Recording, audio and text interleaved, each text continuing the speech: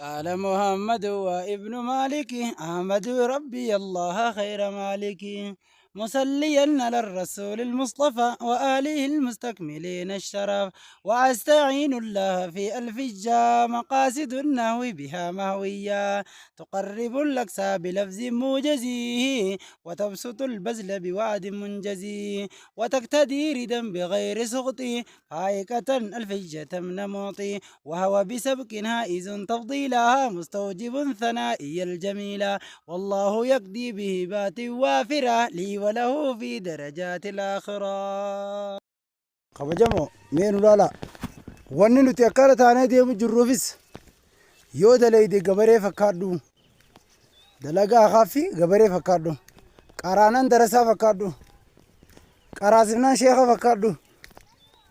daldallaan naggaadee fakkaadhu jireenya kan kee keessa yoo ustee fittee duniyaan tun guutuun sirra gatteesi tanaafuu habiibii wanni ta'uu qabdu dalagaa keessatti hin tuffatin tagama harkaatiin dhufte hunda isiitu harkaan dalagi tagama immoo maasinis qabeenyaan dhufte hunda isiitu qabeenyaanis dalagi tanaafuu nagaatiin isin habiib wanni taatu waa lama keessaaf hin dhabin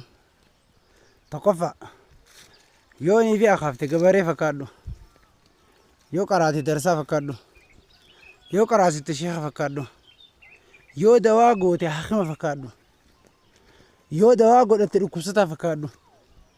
tanaafuu dalagaa hanga dalaydu keessa waa hunda isiitu hojiidhaan qaamaa fi hojii saniin harkarra bobbaasu qabda hanganumaa ciao. أني كن رب ليس خيسا خهدو إسن جالتو سن أكسن هبي خاند خيسا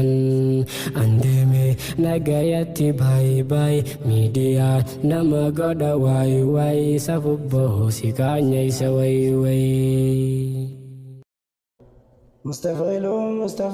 مستفعلون بار الرجل في مديه أبتهلون